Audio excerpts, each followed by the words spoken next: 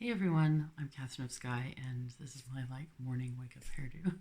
It's the only way I can get my hair to sort of half stand up because it's so flat other times. This is not about Factorio at all, so if you're not interested, then just go right on by it. Anyway, so sometimes I have trouble falling asleep, and it's hard to get to sleep unless I have the TV on with some kind of soothing program. And I found this awesome sort of pseudo documentary thing from the Victoria and Albert Museum in England, and I'm like, oh! Not only was it great and informative, but it was also really soothing. And I'm like, yes, just give me a playlist. So I'm having this playlist play while I'm asleep, and I'm catching stuff as I'm trying to fall asleep and stuff. And I found a cool thing. There are people at the museum that all they do is find or engineer new materials, and they make stuff. I'm like, wow, oh my god, I need a job like that. So this video, I'm going to talk about what they did, but if you know anybody or you are anybody who could interview me for a job like that, I am a craftsman, man. That's what I first started out. My mom told me that I have golden hands because I can make anything. I can make anything, any craft. I do have a mastery of many crafts, and especially in the fiber arts, but I also have woodworking mastery in a particular discipline, but mostly just a lot of fiber arts like crocheting, knitting, sewing, felting, weaving, spinning, any of those kind of things I'm really good at, and I love doing craft.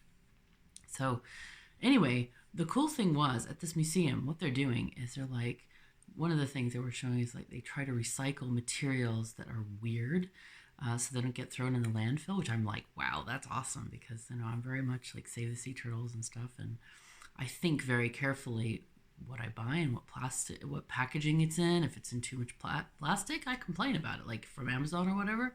I mean, in Sweden we recycle everything here, or burn it so it doesn't get into the ocean or the land, because now there's microplastics everywhere. But anyway, this is one thing where they're like, oh, by the way, the fire department has these hoses on their trucks, and they have to change them because they wear out. And they're like, okay, let's do this. And they're like, it's so funny because people are always like, how do you design something? Do you just make a design and find a material? No, of course not. They're like, yeah, we find the material and make a design. And I'm like, how else would you design something? That's the way, man. You look at a material and it tells you what it wants to be. I think that's weird for a lot of people. I've heard that. I've told people that before in my life, and they're like, eh? They're like, oh, I have a design and then I buy a block of wood for it. I mean, you can, but mostly the best designs, the most interesting and unique designs are where you find a material and it tells you what it wants to be. It shows you what it wants to be. Materials are good at that. They will show you what they want to be. And if you're skilled, you can make glorious things. I am highly skilled in many disciplines. There are things, the woodworking I can't tell you about because you can dox me on that. I don't want to be doxed. But if you interview me, I'll tell you. I mean, if you have a thing. Now, to be clear, I don't want to work in a factory where I'm just pressing things and doing the same crap every day. I want to work in a place where I can use my skills. I can collaborate with others to learn new skills. Oh my God, I love learning craft. My greatest pleasure in life is not physical. Sex is great, but it's, it pales in comparison to my intellectual pleasures, which are I would just pick a craft, any craft, and I would go from zero to expert as fast as possible, both with the learning, intellectually how it works, and also the physical, because with every craft there is a massive physical investment and learning how to do the thing. And when you get to mastery, that when you can really start to design stuff and start to combine it with other materials. I love doing that as well, like combining materials together and making them work. And I get so many ideas. It's like I have notebooks and notebooks and notebooks of ideas that I've not made yet. Things that are just super cool. So you can design and then, or you can, like, I would love, like, what they were talking about is they were having, I don't know if the designers were making the materials or they had materials engineers, because what they were focusing on is trying to get waste or get recyclable things out of the garbage, like fire hoses and other things that they're clean items, and they just want to repurpose them. And they were making stuff and then selling them and donating a lot of the profits to charity. So it was like fascinating. I would love to either design materials or work with somebody who designs like eco-friendly materials or repurposes stuff. I would love to learn stuff. Like I will learn stuff.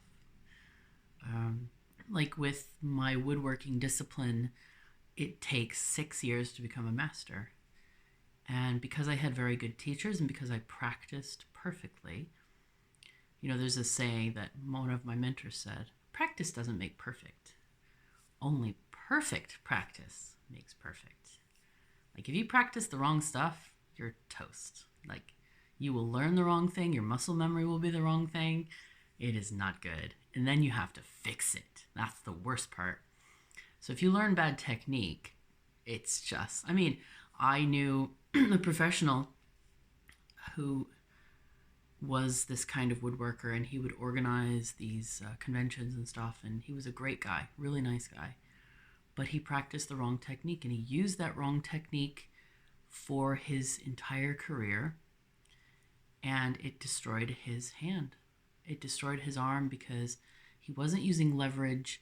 He was using a very bad technique to do his work. And he was a professional maker of, let's say, production quantity of things. Like he was making for art galleries and museums and all kinds of other stuff, this woodwork. Again, I don't want to be too specific because it'll out me and you can dox me. I don't want to be doxed, by the way. That's creepy as all hell. Anyway, but eventually he had to just retire because he couldn't continue. His arm was completely numb up to his elbow. His arm he just had destroyed the nerves in his arm. And I feel really bad because he was such a great guy, really nice guy, but he had to retire from the whole scene, really. So that made me really sad and he was told multiple times, you should learn how to do it this way, the way that doesn't destroy your body. But he wouldn't listen. He wouldn't listen. So he had to retire early. And he's a young guy. I think he's probably like in his 40s now. And he had to retire a few years ago. So I don't know what he's doing now, but I hope he's well. But anyway, yeah, I like making stuff. So you've seen me get excited about Blue Science and Factorio. Craft is like, it's like a million times more awesome. Also, I have had ideas here. I'm currently staying with Matthias because I haven't got my apartment yet, and oh my god, there's this space. So when I lay down on the bed and try to fall asleep, I can't because I think there's like a window to the universe right there, and I get all these ideas for stuff. I have many ideas on a particular theme that I don't know if they're going to be oil paintings or if they're going to be quilts. I like making art quilts. They could be either. Painting is probably faster because art quilts, oh my god, they are extensively difficult and extensively fiddly, but it might be worth making them anyway. Anyway, I get all these ideas when I'm in bed. So yeah, there's like a window to the universe there. It's great. I know how to open the window to the universe. It's not hard. I have a direct line. Like some people talk about like having a thread of creativity. I'm bathing in oceans of it, man. I'm just like I said, notebooks and notebooks of different designs and stuff. And so, and on top of that, I can get a material and look at it, and it tells me exactly what it wants to be. And it might want to be multiple things. Like, especially with wood, I would just look at a piece of wood and I'm like, oh, okay, you want to be that shape? Sure, I can do that. You want to be a hollow form? You want to be a table? You want to be a, a dresser, a whatever? I can do that. No problem. Not a problem. So it's really cool. Same with like any material, like yarn, fabric, wool, anything. Trust me. So like if you are, if you know anybody, I'm in the Stockholm area. If you're at the V&A, I would consider commuting because I love what you do that much. Like, I love what you do. Um, I want to learn from other people. I want to learn new craft. I want to use my craft, use my skills. I want to make unique things. I don't want to work in a factory. But I like factories. But I want to be clear that I want to make interesting things. So anyway, but yeah, if you know anybody, I would love to interview for that job. I can show my skill. I can show examples of my work when my stuff comes in February. I can show you different things that I've done and talk about my philosophy and all that kind of stuff and help you make cool items. I get so excited about craft. Oh, God. I kind of want to learn how to be a goldsmith. That would be awesome. And then, what was it I was thinking about the other day? I really enjoy doing a lot of fine work, but in other stuff, I like making massive things. Like in quilting and in painting, I like making big stuff. And in like, I can do clothing, I can do handbags, I can do whatever. Sorry, I get excited about stuff. When I've tried to do stuff on my own, like it's really hard to be the everything, as in like the designer, the maker, the seller, the promoter of stuff on websites. It is difficult to be solo, really difficult, and I couldn't make it work. But that was back in the day before we had YouTube. I know. Don't say anything. Or maybe I wasn't even aware. Maybe there was YouTube, but I wasn't aware of it. But now people make like maker videos all the time. So maybe if you want, let me know if you want. I can do some maker videos about my ideas, my craft, me doing stuff, like actual craft stuff. That's okay. We can maybe do that.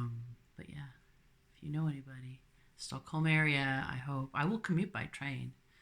I live on the Pink Line, and the Pendeltåg. But yeah, oh god, that would be a dream job for me. I mean, I would try to still make factorial videos. Don't worry, I'm not going away totally. But I can spend, evening hours doing that. That's not a problem. But as far as like making things, I love it so much. I really love it so much. There's got to be someone out there who knows somebody who does this. So if you do, message me. There's a link on my about page that has my email address, or come to my Discord, send me a private message. You can always reach me by private message, whoever you are. If you have something to say to me, feel free to come to my Discord, or you can email me, or whatever you want. I always like talking to people. I'm like over friendly, I think. I like meeting people. It's cool. So anyway, forgive my morning hairdo. Hairdo, in quotes. It's just, I was like, ooh, my hair looks fairly fluffy. Let's just do a vlog before it falls down. Anyway, I was inspired by that video I saw by the V&A, and yeah, I hope you have an amazing day or night, or wherever you're at in the time continuum of the universe and the world and time zones, whether you live on a flat or a globe earth. That's a bit of a joke. I watch a lot of these like flat earth debunking videos, and they're hilarious.